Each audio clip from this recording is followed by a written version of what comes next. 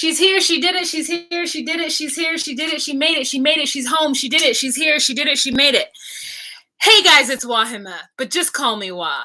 Melanated! Welcome to another episode of Morning Tea, where we sit in our sleepwear and discuss current events. Today's tea is black tea from Starbucks and water. We got our caffeine and we got our hydrator here, and we are hot.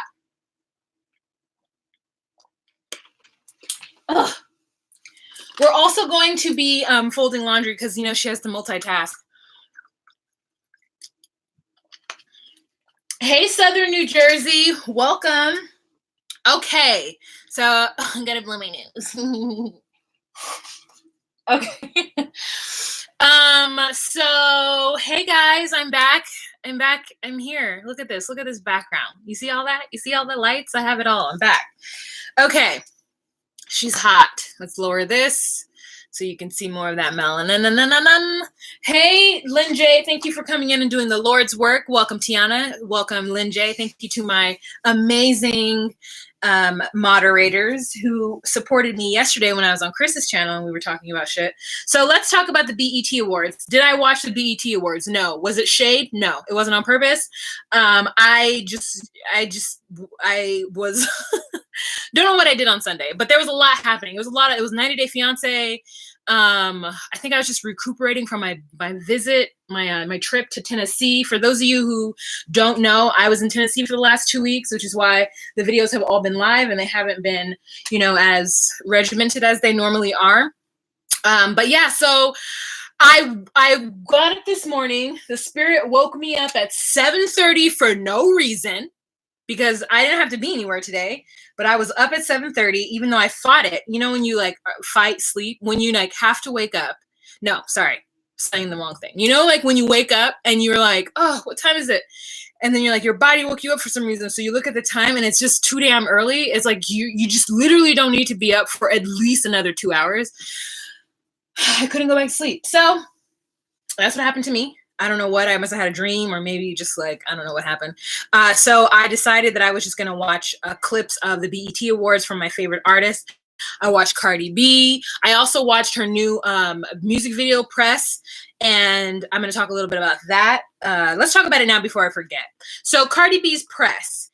I thought the imagery was really beautiful when she had the all white on, white hair and white eyebrows. I didn't understand what the music video was trying to say, but that's okay, because I thought the imagery of everything that was happening was really interesting. I thought the whole landscape of her and all of the dancers being naked and having their nipples blurred out and their vajayjays blurred out, but them still dancing and doing moves, and at the end like being like dead, which I didn't understand either. But I thought that it was shot beautifully. I felt it was like, again, women empowering. I love the way she talks about like making money for her daughter and like shouting out being a mom. And as much as like Cardi B is problematic in her own ways, I still respect her as a woman, as an artist, and as a mother a lot. And I think that she's like doing a lot, trying to create a certain image and kind of change the way women are seen in the media. And I love the way she's very honest about how fake everything is. Like, she's like, my ass is fake and my tits are fake. I want you guys all to know that it's fake. And that I got them at a time where I thought it was necessary. And, you know, it's not like she's going to take them out, but I think it's something to be said. Whereas there's other women in the industry who have fake bodies who don't say anything. And at least Cardi is like, look, I bought this. Okay. This isn't natural. And I like that. I think that that's important to say. Even though people may have their opinions about augmentation, I think that you should be able to do whatever you want to do with your body. But I think at the very least, for those girls who can't afford it, or those people who are looking at Instagram wishing that they could, or if they just do enough squats, their butt will get bigger. I think it's great that Cardi is saying, no, this is not from squats. I paid for this. And she paid for it before she was even famous. Like, as a stripper, she thought it would, you know, help her career as a stripper. So anyways, I like the music video. I do like Cardi. There's a lot of controversy about her at the awards winning Songwriter of the Year. I'm not sure what she won. Let me see. Let me Google it. But people are upset. And I'm like, okay, they're like, oh, how did she win over X, Y, and Z? Because she doesn't write her own stuff.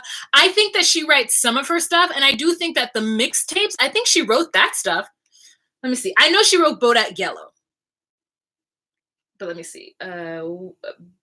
BET Awards. Cardi.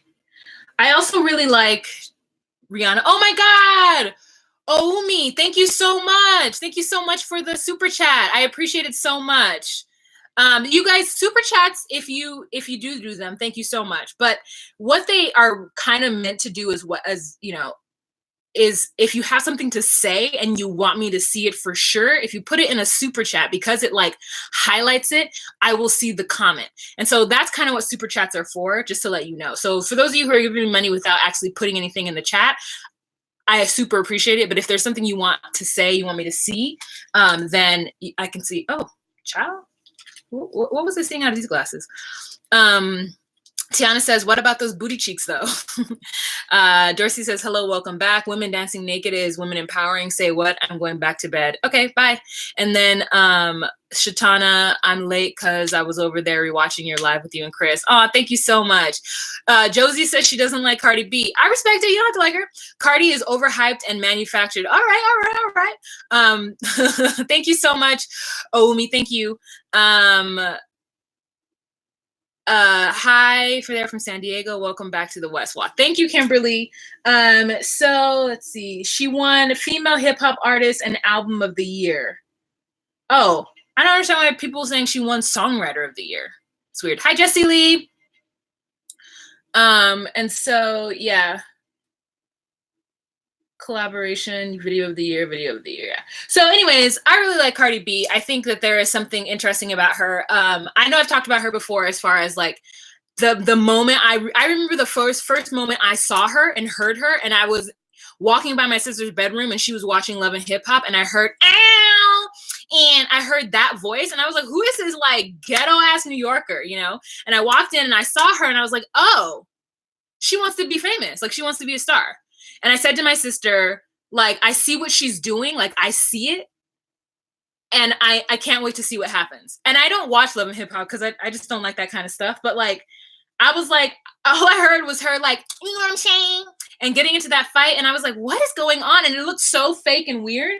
And I was like, I see what this bitch is doing. And then I just went and watched some of her stuff. And I thought it was raunchy and too much. But that's just me. And like, I feel like the way I was raised generationally, like, I don't like the PUSSY word. But I get it that it's empowering to a lot of women. And a lot of women are now saying it in songs. And like, I just can only respect their version of what it is for them as empowerment. And I love that that is what's happening and I get to witness it. It may not be my version of it, but I love that I'm able to witness it. So yeah, you know, we don't pay attention well. Thank you, A. Hamilton. So that's it about Mary J. Blige tribute. So let's talk about the things at the BET Awards. I did like Cardi's performance. I thought that she's not a dancer and she's trying to like incorporate dance in her movement. I don't like Offset merely because I just think he's a fuckboy who's wasting her time, but you know, it's not my business. So, but I did like his part of it. I don't know if I love the music video clout or the song clout, but I do like Press. I think it's a good beat. And so I like their performance. They opened the show and I think she did a good job for that. I root for her. So I will always like look for the good stuff in her. And then I watched Lizzo, which Lizzo is like that. Lizzo is my lane. That is my lane of music. Like I am an Erykah Badu, Lauryn Hill like lane of music. That is who growing up like really inspired me. And where I don't listen to every single song, but like I love them. I think that they're what they do for women and how they made me feel as a child. I think that Lizzo is doing that for a lot of girls. I gotta take this down. I'm having so many problems with this hair. It's bothering me. So wow, it's like pulling on this one spot and I'm worried that my hair is already falling out and like damaged and breaking and like I just can't have the braids pulling on it and like ugh, it hurts. Anyways, so yeah, I really like Lizzo's performance. She's gonna marry herself. It was a really great I think moment for women and women who look like her and women who need I don't know. You guys know what I'm trying to say. You know what I'm trying to say. And what else? Mary J. Blige, her tribute. And everybody was saying, or I saw a lot of comments with people saying like, you know, I'm glad that she's getting her flowers while she's still alive. And I do too. I didn't realize how how many Mary J. Blige songs I know. And because I'm not a Mary J. stan, like, I don't know if I'm ever gonna like go see her live. Like, I would never go see her live or like, you know, something like that. But like, I was like, wow, a lot of her songs, I know a lot of them, and they're making me like, who's gonna make you feel the way I do? Nobody. Yeah, I really like that song. And like, we all love us through, like, you know what I'm saying? I really want to realize, I really want to put you on. I've been searching for someone to satisfy my every need. Want you to be my inspiration, be the, yeah. So that is great. And she was wearing all white. Moms did look a little tired. You know, I felt like she couldn't hear the music in the beginning. There were some technical issues, but I just loved the, like, when the dancers came out, I call everybody, any girl that dances like that, I call them fly girls. So when the fly girls came out and they were wearing the athletic tops with the like biker shorts, I was like, hey, and the backwards caps. It was like a really good moment. And everybody was standing up in the audience and everybody was singing. And it's so funny because there were some young people who were in the audience who were not singing. And I'm like, damn, y'all don't know Mary? Like, your mama don't play Mary? So I was like, oh, Mary J. Blige is definitely somebody I think who influenced a lot of young artists. And I think that she deserves all of her due. And even though she's crossed over into the realm of acting, which, girl, those Netflix movies that she was in, I watched them both, and both times I was like, child, Mary, you can't, I don't like you as an actor. I don't like her as an actor, but I supported it anyway, because I was like, okay, Mary's trying something new, and I feel like, you know, she's doing her best, and I want to support that. Like, maybe she'll get better. She could be acting for another 10, 15 years and get better, and I want to support that. Maybe she will, you know? Let's see, what are you guys saying? Oh, come on, vocals. Thank you so much. Hi, Courtney. I'm glad you made it as well. Hello, everyone who's made it into the room. It was definitely, yeah, Tiana, it was definitely a throwback moment. Josie says, what don't you like about Mary as an actor specifically? Okay, so in Umbrella Company, I thought that her character development, I thought that the character she portrayed she stayed in it. However, there is something about the way she delivers lines that makes me not believe her. I feel like she has an acting voice. Like, it's not believable. And then in Mudbound, she didn't have a Southern accent. She just had a New York accent. And maybe it was because her Southern accent is really bad, or she can't do one, or the direction never told her to. But, you know, usually when actors get roles where they have to do an accent, they hire a coach that helps them with the accent and helps them decide how they're going to do it. And I don't know if she didn't do that or if they didn't tell her to, but it's very odd that she's in like a deep South Mississippi place and she sounds like a New Yorker. I mean, she tried to do like God Forgive Me and like her voiceovers and whatnot. It's just like I need her. There are some actors like Ice-T who their regular ass voice works for them as a character actor, but it doesn't work for Mary. There's there's another actress who's the same way. Mainly it's with guys. But so, like, you know how Ice-T, like when he Law and Order, he sounds like real regular, you know, but it works for him. It doesn't work for Mary. I need her to give me something more. Mary sounds like a New Yorker in everything she does. Yeah. Like, and that's the thing. It's like, there's something about, it's almost like they take a New Yorker and put it in a role as opposed to taking an actor and putting an actor into a character. That's the difference. And sometimes it works with certain actors. Sometimes it works for them, but it doesn't work for Mary, for me. Like, what's her name from, you guys remember The Wire? Snoop? It worked for her. Like, it felt like they took a woman off the street and they put her in that character as Snoop, and she was just her.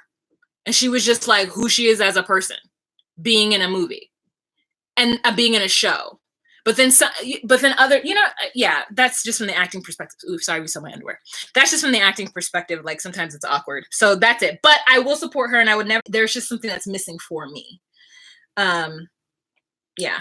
But anyways, her tribute was lovely, and I'm glad that she was able to do it and work it out, and her dance moves. And then Little Kim came out and looking so good. I just was like, couldn't hear her. I just wanted her to sing into the mic. The tribute for Nipsey Hussle was good. I didn't quite understand what was going on. Like, honestly, I don't know one Nipsey Hussle song. I only know his name because it's Nipsey Hussle, which sounds like Nipsey Russell, who was in The Wiz. That's only reason I was like, oh, it's a play on Nipsey Russell. But I don't know any of his songs. I wasn't aware of any of his activities in the community.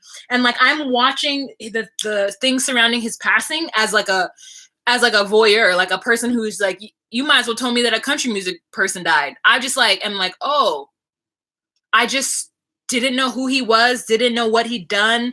And like, I'm sad. I'm sad that a life is gone, but I don't feel any like actual connection to it. But I really felt that a lot of people did. And it was really sweet. It was really great. I think how the community came together to support him. Who else was really good? Who else did I watch? Oh, Her.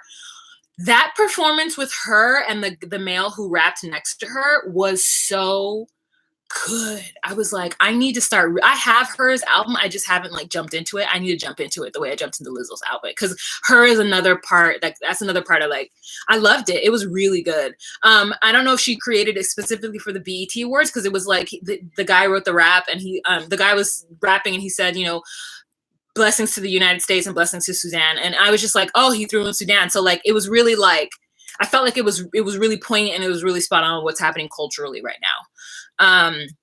Tiana says, I'm not a Mary J fan, but I lived during the parts of Rock of Ages. I'm not a Mary J fan either, but I guess I am. Like, I'm not a super duper fan, but yeah, it's the same thing. Like, I can still recognize how great she is and what she's done for the community. I'm just not like a stan. And then what else was I going to talk about? Oh, Star Trek Discovery. Do you guys watch Star Trek Discovery? I just went and got the free trial from CBS All Access, and that show is so good. It had me crying today. I'm waiting to watch the last episode when I have enough time to like finish watching the season 2. Girl, it's so good. Shaniqua Green is so talented. The cast of that is so good. And I've watched all of the Star Treks. Well, not all of them. I watched the ones when I was younger. So I watched Voyager. I watched Deep Space Nine. I watched Jean-Luc Picard, The Enterprise. And I watched the one with Whoopi Goldberg. Remember when Whoopi Goldberg was on it? I watched that one. And so I didn't watch it like religiously every week, but I caught it when I could. And Star Trek never lets me down. It just never lets me down. And this Discovery is so good. I didn't watch like I think the two in between. Like I didn't watch there's 2 that came out before Discovery, and I didn't watch those. But girl, okay, what is Jessie Lee saying? I watched the first season and enjoyed it. Did you watch The Good Fight as well? No, I didn't watch The Good Fight. Is it good? Should I watch it? I'll look for it. Josie says, I don't think she fits those characters, so maybe she needs more thoughtful roles. Needs to be thoughtful of the role she takes. You know what? The thing is, though, like Mary's one of those people who could do whatever she wants to do because she's already established and she's already going to bring a certain audience. Like, it's up to her. It's up to her agent. You know, it's like what happens. How it works is if you're a big enough star and you want to break into it, you just get an acting agent, right? And then that agent puts you up for different roles for different things. And if the studios or the producers want you, then they audition you for it and then go, okay, we'll take her. We like something about her. And it depends on if they like something about her. So I can see that people do like something about her, producers and whatnot. It just doesn't work for me. And I'm not a producer. So like, great for her, you know? But yeah, so I think that she could, I mean, as long as they're paying her right, she can continue doing these roles. It really depends on the director and the producers who are casting her in them, whether or not they like her in their vision, you know? That's kind of how it works. Cardi's going to be in a movie with Jennifer Lopez about strippers, and she's got a little role in it. And she said she couldn't do more. And I think J-Lo really wanted her to be in it more, but she just was too busy during the shooting of it it's shooting right now, and she's too busy right now to be able to really be in it more. So I thought that was interesting. Okay, there are 63 people in this room and 21 likes. If I can get some more likes, that'd be great. We have 10 minutes left of morning tea, so guys, give us some likes. Okay, what else happened at the BET Awards? I think that's all. Oh, when Marseille Martin won her award.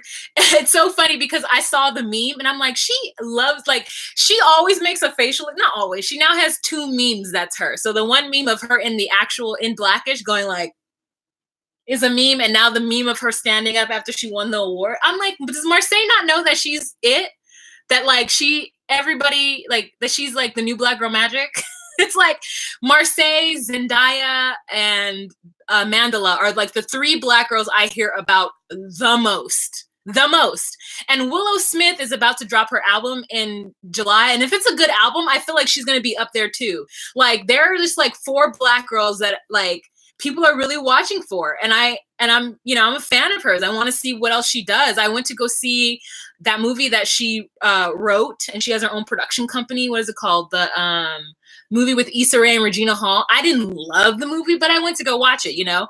I'm somebody who will buy a ticket to a movie and either watch it or not watch it just to support it so that we can continue to make, so they can continue to make more movies like that. You know, I don't want to see Ma. I heard it got mixed reviews, but I'll go buy a ticket so that it gets that money, you know? Hi, Luna. Hi from Canada.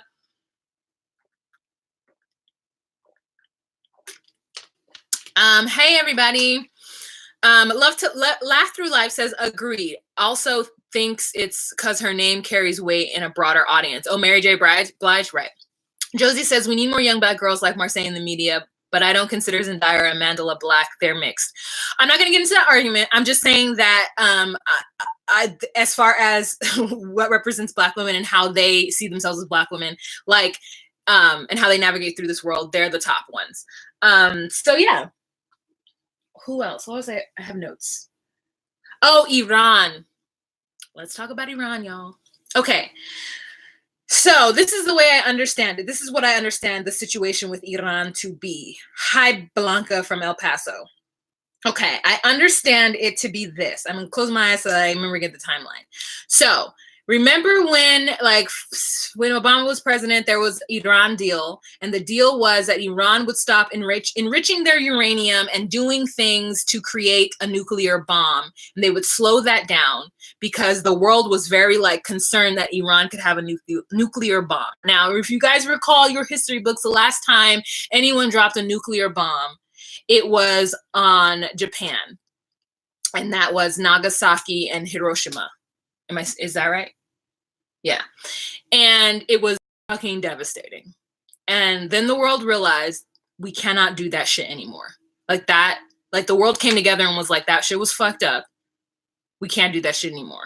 Like they just dropped a fucking nuclear bomb on this and all these civilians are dead. And Japan, I'm sure they're still reeling from the effects of it the same way I think Chernobyl is still reeling from the effects of their chemical warfare situation. So, okay.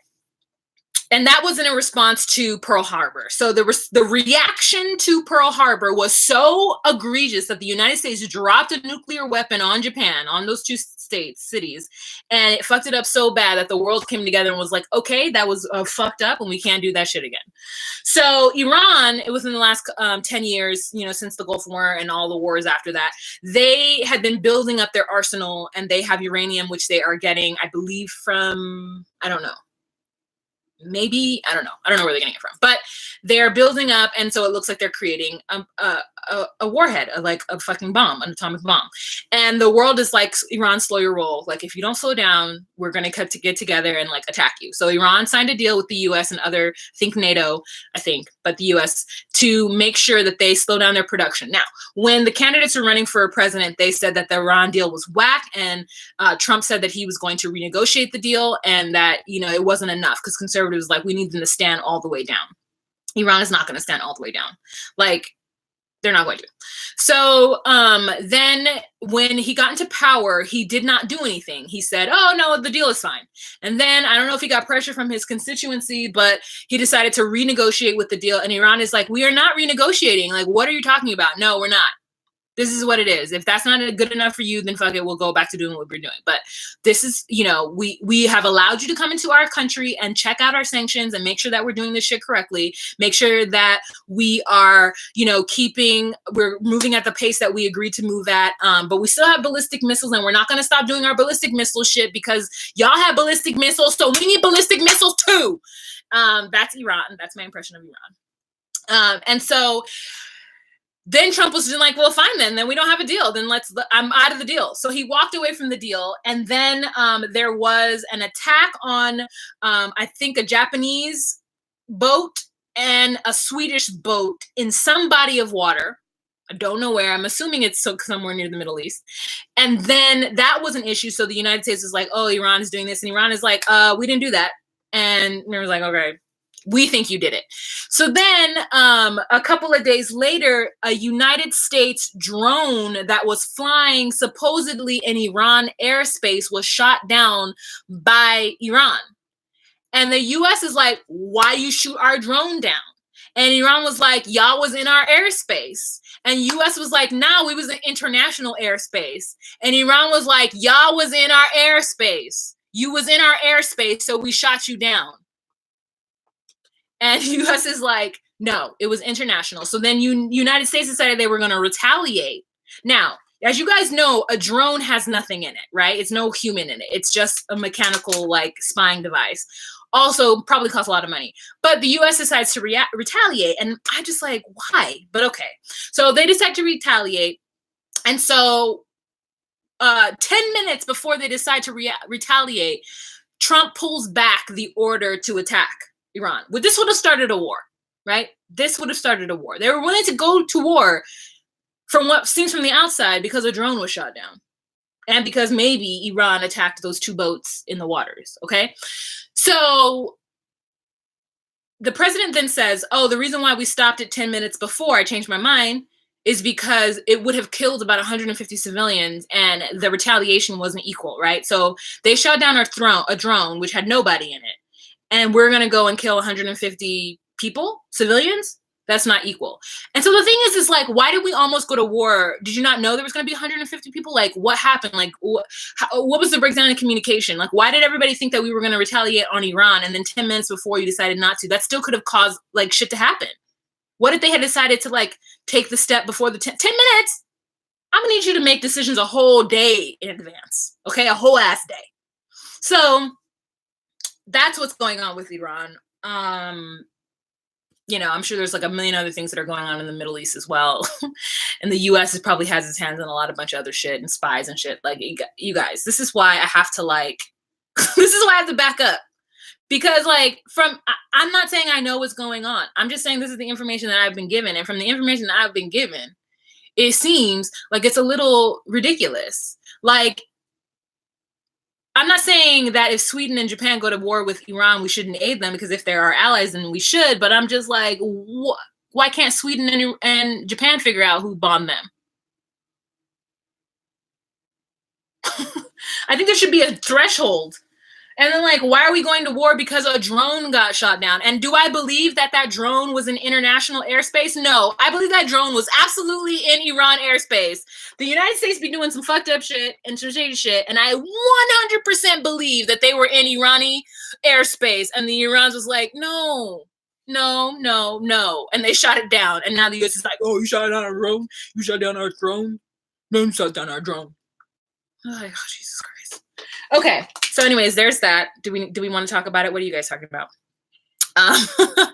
Definitely in Iran's airspace. Too much defense contractor lobbyist money in Washington.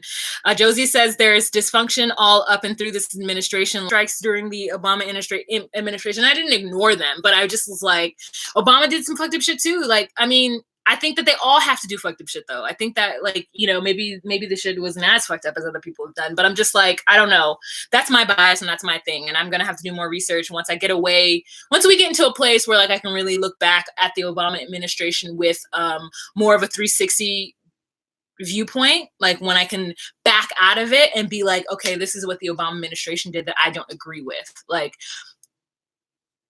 this is what, but I think if I did that with every presidency, I'd find something, which is part of being president. You have to make those hard decisions, you know? But the drone strikes were like crazy. It was crazy. It's one of the things I'm just like, anytime anyone brings it up, I'm just like, you're right. It's bad. Are you going to talk about Fernanda's videos? No, Isabella, I don't like to talk about that. I stopped talking about Fernanda and Jonathan a long time ago, and I'm not going to ever pick up and start talking about them again. I don't care about them. I don't care about Ashley and Jay either. Like, in fact, I don't want to talk about the people outside of the show. I know I do sometimes, and I take liberties, but I like to pick and choose when I do that. And I just can't be one of those people who are all into. I don't follow any of them on social media. I don't want to know what any of them are doing on the day to day. I don't care about Cameo. In fact, I don't even really know what Cameo is. I know people talk about it. Excuse me. The only ones that I do follow are John and Lucy, John and Rachel, and I follow Our Fairy Tale. I follow them on that. And I think I now follow Larissa because she likes my posts sometimes. But like, I don't care about them. I just want to watch the show. Like, that's it. So the Faux Fashionista says a few years ago, Trump tweeted that President Obama would attack Iran because of a low approval rating. 4 to 5 gets in office and approval ratings drop and he pulls the PR stunt. Tiana says, girl, I have a lot I could say bad about Obama. Yeah. Wow, Baby was the most interesting thing that Paul and Russ have ever done. And I was in it. I was watching it. I was like, oh, I want to see the baby. Like, I was really into it. Yeah, we can cancel them. But that last episode where them having that baby, I was in it. And Aaliyah Ford says, the Family Chantel promo made me cringe. Somebody sent it to me and I had to respond to that person. Girl, yeah, thank you. I'm not watching this show. It's too much drama. I can't watch it. I'm not watching it. Maybe I'll record it so that like it could get ratings and maybe it'll stay on air, but I can't watch it. Like, it's too much. Yeah, the Faux Fashionista, I understand what you're saying. What time is it? Oh, 31 minutes. All right, you guys. So that's the end of Morning Tea. I want to thank you guys so much for joining me, the 67 of you. Don't forget, if you didn't like this video, go ahead and give this video a like. Thank you for, in the middle of the day, coming in and listening to me blabber on about the BET Awards, about Cardi B, about Mary J. Blige, Lizzo, and all the great women that I thought performed really well at the BET Awards. And then also just, talking a little bit about Iran and what was going on with Iran. So if you guys are not watching this live, go ahead and leave a comment down if I missed something about Iran. If there's some facts, information that you have that I don't, let me know, because we're here about and we want to learn, It's not on yet, Sally. The Family Chantel is not on yet. It will be, though. All right. Thank you so much to Tiana, Jessie Lee, and Lynn J for coming through and doing the Lord's work and being my moderator. And thank you for those of you who are joining me today. You guys remember to give it a thumbs up. Check out my merch down below and be you, be true, and find your place. Bye. Thank you, Jessie Lee. Let's sing some Mary J. What? I don't know. Let's not sing Mary J. Bye.